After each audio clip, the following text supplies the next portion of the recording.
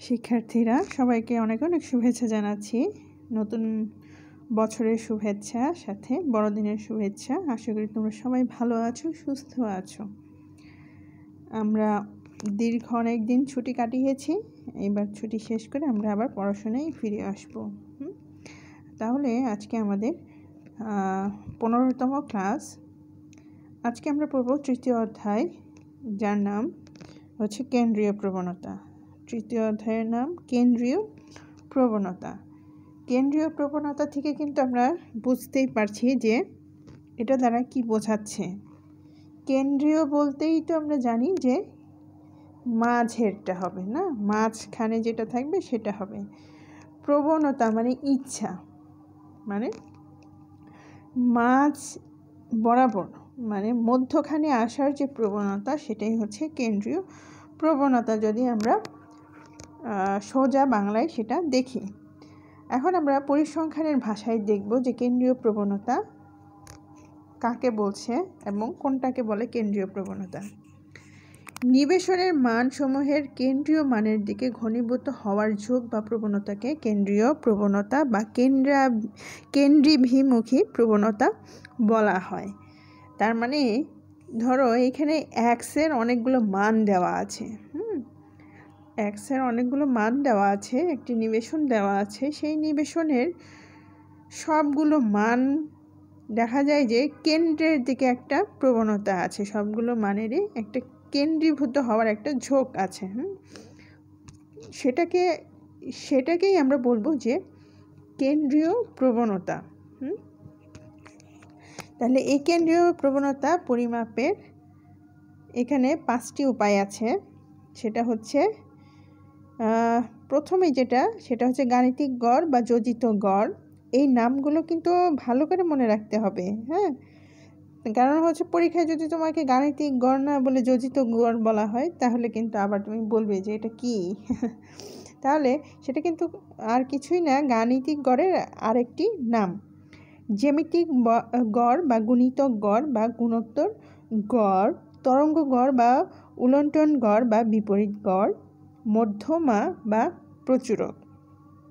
তাহলে এই হচ্ছে গিয়ে আমাদের কেন্দ্রীয় প্রবণতা পরিমাপ করার বিভিন্ন উপায়, প্রকারভেদ, বিভিন্ন ধরনের কেন্দ্রীয় প্রবণতা পরিমাপের প্রকারভেদ। তাহলে কেন্দ্রীয় প্রবণতাটা কি? কেন্দ্রীয় প্রবণতা হচ্ছে নিবেশনের মানসমূহের কেন্দ্রীয় মানের দিকে ঘনীভূত হওয়ার একটা ঝোঁক। একটা সহজ বাংলায় যদি আমরা বলি, যখন আমরা গ্রুপ ছবি তুলি, ধরো বন্ধুরা মিলে আমরা গ্রুপ ছবি তুলছি, অনেকে কি করে, তাদের মধ্যে কিন্তু অনেকের একটা থাকে যে প্রবণতা বা ইচ্ছা থাকে যে আমি মাঝখানেই দাঁড়াবো, মাঝে দাঁড়াবো, যেন আমাকে বেশি দেখা যায় কিংবা আমাকে ফোকাস করা হয়, অনেকটা সেই রকমই। তাহলে এই হচ্ছে আমাদের কেন্দ্রীয় প্রবণতা। এবার আসো কেন্দ্রীয় প্রবণতার প্রকারভেদের প্রথম যে গাণিতিক গড়, সেটা সম্পর্কে আমরা জানব। এই গাণিতিক গড়টা কি? গাণিতিক গড় খুবই সহজ একটা বিষয়, আমরা এরই মধ্যে করেছি এটা। গাণিতিক গড় আমরা ধরো ক্লাস 9-10 কিংবা তারও আগে করেছি গড়। এটা খুবই একটা সহজ পরিমাপ। তাহলে গাণিতিক গড় আমরা অঙ্ক করেছি, তাও আমরা এখন সংজ্ঞাটা একটু দেখব। তাহলে গাণিতিক গড়ের সংজ্ঞাটা দেখো, যে তার আগে একটু আমি বুঝিয়ে নেই, যদিও পড়েছো হয়তো ভুলে গিয়েছো। গাণিতিক গড় হচ্ছে সবগুলোকে, ধরো তোমরা 5 জন বন্ধু আছো, 5 জন বন্ধুর কাছে ধরো একজনের কাছে 5 টাকা আছে, 10 টাকা আছে, 20 টাকা আছে, 16 টাকা আছে, এরকম কতগুলো টাকা আছে। তাহলে তোমাদের কাছে মানে গড়ে কত টাকা আছে, যদি এরকম জানতে চাই, তাহলে আমরা কি করব, যে 5 জনের টাকা আছে তাদের সবগুলো টাকা যোগ করে 5 দিয়ে ভাগ করব। ঠিক আছে, 5 দিয়ে ভাগ করে যে পরিমাপটা পাবো কিংবা যে মানটা পাবো, সেটাই হবে আমাদের জন্য গাণিতিক গড়। তাহলে দেখো যে কোনো তথ্য সারি বা নিবেশনের তথ্য সংখ্যাগুলোর সমষ্টিকে উহার মোট পদ সংখ্যা দ্বারা ভাগ করলে যে মান পাওয়া যায় তাকে গাণিতিক গড় বলে। তাহলে সেইটাই বললাম যে 5 জন বন্ধুর কাছে যে টাকাগুলো আছে সেটা যোগ করার পর মোট পদ সংখ্যা বলতে ওই 5 জনের কথা বলছে, 5 দিয়ে ভাগ করলে আমরা যে মানটা পাবো সেটাই হবে গাণিতিক গড়। এবার গাণিতিক গড়কে AM দ্বারা প্রকাশ করা হয়, কারণ এই গাণিতিক গড়ের ইংরেজিতে এটাকে বলে যে অ্যারিথমেটিক মিন। হ্যাঁ, এটাকে বলে অ্যারিথমেটিক মিন, এই জন্য এটাকে AM দ্বারা প্রকাশ করা হয়। এবার গাণিতিক গড়ের সূত্র দেখব। গাণিতিক গড়ের সূত্র দু ধরনের ডাটার জন্য হবে, দু ধরনের নিবেশনের জন্য হবে। একটি হচ্ছে অশ্রেণীকৃত কিংবা সাধারণ তথ্যের ক্ষেত্রে, আর একটি হচ্ছে শ্রেণীকৃতর জন্য। তাহলে অশ্রেণীকৃত তথ্য আর শ্রেণীকৃত তথ্যটা কি সেটা আগে জানতে হবে। তাহলে অশ্রেণীকৃত তথ্য হচ্ছে এখানে 1 2 3 4 5 6 এরকম দেওয়া থাকবে, 5 6 7 10 এরকম। হ্যাঁ, তাহলে এটা হচ্ছে অশ্রেণীকৃত তথ্য। আবার যদি দেওয়া থাকে 10 থেকে 20, 20 থেকে 30, 30 থেকে 40, সেটা হবে হচ্ছে শ্রেণীকৃত তথ্য। এই দুই ধরনের তথ্যের জন্য সূত্র কিন্তু আলাদা হবে। হ্যাঁ, সূত্র আলাদা হবে। তাহলে সেই ক্ষেত্রে দেখো যে এখানে প্রথমে অশ্রেণীকৃত তথ্যের জন্য যদি আসি, তাহলে আমরা দেখতে পাবো যে অশ্রেণীকৃত তথ্যের জন্য এখানে প্রথমে দেখো এখানে দেওয়া আছে, এখানে কতগুলো তথ্য দেওয়া আছে, সেটাকে যদি আমরা সবগুলো যোগ করি, হ্যাঁ 2 4 3 5 6 10 12 এরকম সবগুলো যোগ করে এখানে n কত, n হচ্ছে 1 2 3 4 5 6 7। হ্যাঁ, তাহলে সবগুলো যোগ করে আমি 7 দিয়ে যদি ভাগ করি তাহলে আমি পাবো যে গাণিতিক গড়। সেই সাথে হচ্ছে নিচে আরেকটা পদ্ধতি দেওয়া আছে, দুই ধরনের পদ্ধতির কথা বলছি। নিচে আরেকটা পদ্ধতি দেওয়া আছে, সেটা হচ্ছে x bar is equal two, এখানে আমি পড়ে দিচ্ছি যেটা কিভাবে পড়তে হয়। x বার উপরে যে একটা ছোট্ট লাঠির মতো যে দেওয়া আছে, হ্যাঁ এটাকে বার বলে। তাহলে x বারকে হচ্ছে কি, এটা হচ্ছে গাণিতিক গড় is equal to summation xi divided by n। আমি আবারও বলছি, x bar is equal to summation, এখানে যদি বলে x1 plus x2 plus x3 up to xn divided by n is equal to summation xi divided by n। এবার আসো যে সংক্ষিপ্ত পদ্ধতিতে, সংক্ষিপ্ত পদ্ধতিতে বের করার সূত্র হচ্ছে এটা। তাহলে এখানে দেখো x bar is equal to a plus summation di divided by n। এখানে ডিআইটা কি বলছে, xi মাইনাস a। এটা হচ্ছে র্যান্ডমলি তুমি একটা মান নিবে। এ হচ্ছে র্যান্ডমলি একটা মান নিলে পরে আমার সেটাকে আমি অঙ্কের ক্ষেত্রে ব্যবহার করব, স্পেসিফিক একটা নাম্বার। সেটা আমরা অঙ্ক করতে গেলে দেখতে পাবো, বুঝতে পারবো। তাহলে এই হচ্ছে আমাদের দুটি সূত্র, দুই সূত্রেই কিন্তু আমি বের করতে পারবো। এবার আসো শ্রেণীকৃতর ক্ষেত্রে। শ্রেণীকৃতর ক্ষেত্রে দেখো যে সামেশন fi xi, এখানে fiটা হচ্ছে গণসংখ্যা হবে। হ্যাঁ, যেমন যদি তোমার এরকম সংখ্যা দেওয়া থাকে যে 10 to 20, এখানে দেওয়া থাকলে 4, তাহলে এটা কিন্তু শ্রেণী, এটা শ্রেণী, এটা কিন্তু x না, এখান থেকে আমাদের x বের করতে হবে। আর এটা হচ্ছে গণসংখ্যা, এটা হচ্ছে fi গণসংখ্যা। তাহলে এখানে গণসংখ্যা দেওয়া থাকবে, এখান থেকে x বের করতে হবে। x কিভাবে বের করব, এই দুটো যোগ করে 2 দিয়ে ভাগ করব। তাহলে আমার এক্স বের হয়ে যাবে। আমরা অঙ্ক করার সময় আবার এটা ডিটেলস দেখব। আমি জাস্ট এখন তোমাদের সূত্র দেখিয়ে দিচ্ছি। হ্যাঁ, তাহলে দেখো যে এখানে এফ আই দেওয়া থাকবে, মানে গণসংখ্যা দেওয়া থাকবে, আর এক্স আইটা তোমাকে বের করে নিতে হবে।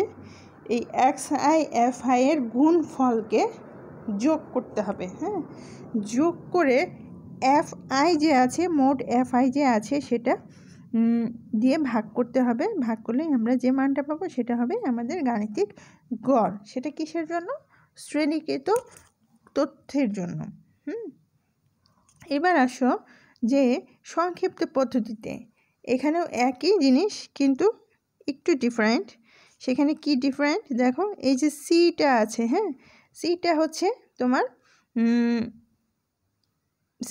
তোমার ক্লাস ইন্টারভ্যাল, ওই যে ব্যবধান, হ্যাঁ, 10 থেকে 20 এইখানে ব্যবধান কত? 10, তাই না? আবার 20 থেকে 30 ব্যবধান কত? 10। তাহলে এই সিটা হচ্ছে ক্লাস ইন্টারভ্যাল বা শ্রেণী ব্যবধান, আর এই এনটা হচ্ছে এই যে এফ যে আছে এ টোটাল। আমরা অঙ্ক করতে গেলে আবারও দেখব, বুঝবো যে এটা কিভাবে আমরা ব্যবহার করব। তাহলে আমরা দেখলাম যে গাণিতিক গড়ের সূত্র শ্রেণীভেদে আলাদা। শ্রেণী বলতে তোমার তথ্য শ্রেণীকৃত নাকি অশ্রেণীকৃত। অশ্রেণীকৃত তথ্যের জন্য আলাদা এবং শ্রেণীকৃত তথ্যের জন্য আলাদা। এখানে গাণিতিক গড়ের দেখো কতগুলো পদ্ধতি দেওয়া আছে, ঠিক আমরা যেগুলো দেখেছি। কিন্তু এখানে তোমাকে ভেঙে দেওয়া আছে যে কিভাবে কি ক্যালকুলেশন করতে হবে, কোনটাকে কি বলে। প্রথমে যদি দেখো যে প্রত্যক্ষ বা সরাসরি পদ্ধতি, ডাইরেক্ট মেথড, এখানে বলছে যে গাণিতিক গড় বের করার জন্য দেখো অশ্রেণীকৃত তথ্যের জন্য, অশ্রেণীকৃত তথ্যের জন্য কোনটা ছিল? সরাসরি যে মানগুলো দেওয়া আছে 2, 3, 4, 5, 6, 7, 8 এরকম, সেটাকে বলবো আমরা অশ্রেণীকৃত। তাহলে সেই ক্ষেত্রে আমার কি হবে? যে সামেশন চিহ্ন দ্বারা কি বোঝাচ্ছি আমরা? সমষ্টি। এন দ্বারা বোঝাচ্ছি হচ্ছে মোট পদ সংখ্যা। তাহলে গাণিতিক গড় কি হবে?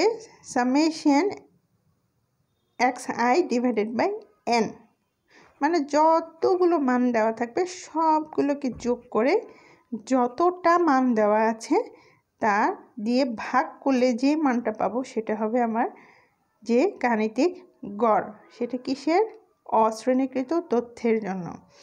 এবার সংক্ষিপ্ত পদ্ধতিতে দেখো গাণিতিক গড় x bar is equal to a plus summation d i divided by n. তাহলে এখানে এটা কি? অনুমিত গড় বা অ্যাজিউম মিন, মানে এটা অনুমান করে একটা আমি মাঝামাঝি সংখ্যা নিব।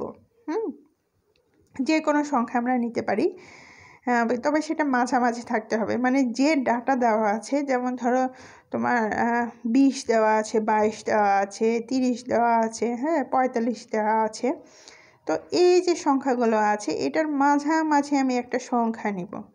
যদি ধরো যে এখানে 20 থেকে আমি 45 পর্যন্ত বললাম, তাহলে হয়তো 35 কিংবা 36 এই মাঝামাঝি একটা সংখ্যা আমি নিয়ে নিব। সেটাই হবে আমার অনুমিত গড় বা অ্যাজিউমড মিন। এবার আসো D i is equal to হচ্ছে এক্স আই মাইনাস এ। তার মানে এখানে এক্স আই কোনটা? ওই যে মানগুলো দেওয়া আছে 20, 22, 23 কিংবা 20, 35, দেন 45, হ্যাঁ, এগুলো হচ্ছে এক্স আই। তাহলে সেখান থেকে কি করতে হবে? অনুমিত গড় যে আমি বললাম যে মাঝামাঝি একটা সংখ্যা নিতে হবে, সেটাকে বাদ দিলে হবে সেটা ডি আই। এন দ্বারা কি বোঝাচ্ছে? মোট পদ সংখ্যা। তাহলে এই হচ্ছে আমাদের সূত্র এবং কোনটাকে কি বলে। এবার শ্রেণীকৃত তথ্যের জন্য দেখো 2 নম্বরে গণসংখ্যা নিবেশনের ক্ষেত্রে, হ্যাঁ, যখন গণসংখ্যা দেয়া থাকবে মানে এফ আই দেওয়া থাকবে, তখন দেখো প্রত্যক্ষ পদ্ধতি মানে x bar is equal to summation f I x I. তাহলে এফ আইটা আমি কি বলছি? যে গণসংখ্যা। গণসংখ্যা দেওয়া থাকবে, xi দেওয়া থাকবে, সেই ক্ষেত্রে আমাদের এই সূত্র ব্যবহার করতে হবে। এবার দ্বিতীয়তে আসো সংক্ষিপ্ত পদ্ধতিতে। গাণিতিক গড় x bar is equal to a plus summation fi di divided by n মানে ক্যাপিটাল N ইন্টু c। এখন দেখো যে a দ্বারা অনুমিত গড়, c দ্বারা শ্রেণী ব্যবধান, ডি আগে যে সূত্র ছিল সেখানে একটু মডিফিকেশন আসছে ডিভাইডেড বাই কি সি দিয়ে। হ্যাঁ, তাহলে d i is equal to x i minus a divided by c. আর ক্যাপিটাল এন হচ্ছে মোট গণসংখ্যা, summation f i is equal to হচ্ছে ক্যাপিটাল এন। ঠিক আছে, তাহলে এটা কিন্তু খুব ভালো করে তোমাদের পড়তে হবে অঙ্ক করার আগে, মানে জানতে হবে। হ্যাঁ, তাহলে আমরা সূত্র দেখলাম, এবার একটা উদাহরণ দেখি। যে উদাহরণে বলছে যে কোনো একটি প্রতিষ্ঠানের 4 জন শ্রমিকের বয়স যথাক্রমে 23, 20, 18, 31 দেওয়া আছে। এদের বয়সের গড় নির্ণয় করো। তাহলে গড় যদি নির্ণয় করতে যাই তাহলে এই নাম্বারগুলো হবে যথাক্রমে x1, x2, x3, x4। তাহলে এটা কি শ্রেণীকৃত না অশ্রেণীকৃত? এটা অবশ্যই অশ্রেণীকৃত হবে। কেন? এখানে কি কোনো শ্রেণী দেওয়া আছে? এখানে কোনো শ্রেণী দেওয়া নাই, তাহলে এটা হবে অশ্রেণীকৃত। তাহলে অশ্রেণীকৃতর জন্য দেখো কি ছিল, গাণিতিক গড় x bar is equal two x1, x2, x3, x4 পর্যন্ত দেওয়া আছে যেহেতু, তাহলে আমার n এর সংখ্যা কত হবে? 4। হ্যাঁ, কয়টা দেওয়া আছে? 1, 2, 3, 4টা ডাটা দেওয়া আছে। হ্যাঁ, তাহলে আমার n কত হবে? n হবে আমার 4। তাহলে এগুলো যদি আমি সবগুলো যোগ করি, 23, 20, 18, 31, হ্যাঁ, সবগুলো যোগ করে আমি কত দিয়ে ভাগ করব? 4 দিয়ে ভাগ করব। তাহলে যেটা পাবো সেটাই হবে আমার কি? গাণিতিক গড়। ঠিক আছে, তাহলে অশ্রেণীকৃত তথ্যের জন্য আমরা ঠিক এভাবে গাণিতিক গড় বের করব। এবার দেখি যে শ্রেণীকৃতর জন্য আমরা কিভাবে গাণিতিক গড় বের করতে পারি। এটা সংক্ষিপ্ত পদ্ধতিতে। সংক্ষিপ্ত পদ্ধতিতে ধরো এখানে 18x এর মান দেওয়া আছে 18, 20, হ্যাঁ, 23, 31। তাহলে 18, 20, 23, 31 দেওয়া আছে। সংক্ষিপ্ত পদ্ধতির সূত্র হচ্ছে এটা। তাহলে আমরা আগে ডি বের করব। এখানে আমি অনুমিত মান একটা, অনুমিত গড় একটা কি নিয়েছি? 25 নিয়েছি। হ্যাঁ, এই যে দেখো, এটা কিন্তু আমি র্যান্ডমলি নিয়েছি। এখানে তোমার 25-এর জায়গায় তোমরা 24 কিংবা 27 ঠিক এরকম নিতে পারো। হ্যাঁ, কিংবা 22, যে যেটা নাও, কিন্তু তোমার গড় কিন্তু একই আসবে। তাহলে এখানে দেখো, আচ্ছা 18, 18 হচ্ছে x1। তাহলে 18x1 হলে DI বের করব কত? xi minus a। তাহলে xi মানে 18 মাইনাস 25, হ্যাঁ, is equal to মাইনাস 7। এটা হচ্ছে কি? এটা হচ্ছে D1 আর এটা হচ্ছে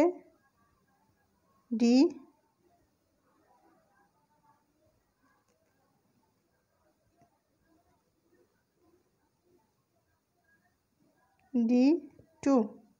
এটা হবে D3। ঠিক আছে, ঠিক এভাবে যাবে। তাহলে -7, 20 minus 25 is -5, then 23 minus 25 is equal to -2, then 31 minus 25 is equal to 6। তাহলে আমি যদি সব এগুলো যোগ করি, মানে সামেশন DI, এটা যদি যোগ করি কত হয় দেখো, -7, -5, -2 প্লাস 6। তাহলে মাইনাস কত আসে? 12, 14 প্লাস 6, তাহলে কত আসবে? -8। তাহলে সামেশন DI এর মান কত হবে? -8। ঠিক আছে, বুঝতে পেরেছ কীভাবে ডিআই বের করতে হয়। এবার আসো যে আমরা গড় বের করব। গড় বের করার সূত্র হচ্ছে এটা। তাহলে অনুমিত গড় আমি কত ধরেছি? 25, তাই না? আর সামেশন ডিআই এর মান কত? -8 ডিভাইডেড বাই 4। তাহলে এই 8কে 4 দিয়ে ভাগ করলে -2 হয়, তাহলে কত আসে? 23। এখন একটা জিনিস খেয়াল করো, এর আগের যে অঙ্কটা ছিল এখানেও কিন্তু 23, এর পরের যে অঙ্ক সেটাও কিন্তু 23। ডাটা কিন্তু একই।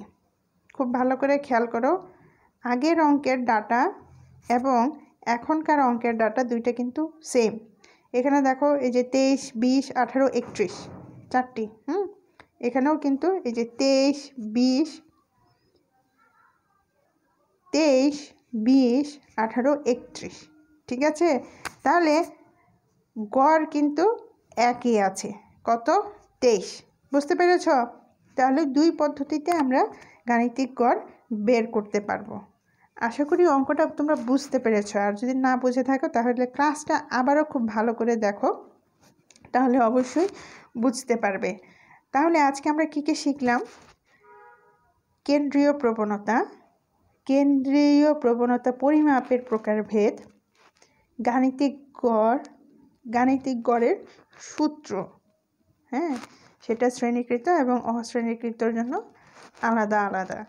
এইবার আমরা যেটা দেখেছি সেটা হচ্ছে অশ্রেণীকৃত তথ্যের জন্য দুই সূত্র ব্যবহার করে গাণিতিক গড় বের করা। ঠিক আছে, তাহলে এই জিনিসগুলো আগে খুব ভালো করে শিখে নাও, বুঝে নাও। তাহলে নেক্সট ক্লাসে আমরা পরবর্তী যে শ্রেণীকৃত তথ্যগুলো আছে সে সম্পর্কে অঙ্ক করব।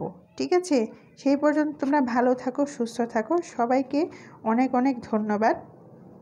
পরবর্তী ক্লাসে আবারও দেখা হবে। ঠিক আছে, সবাইকে অনেক অনেক ধন্যবাদ।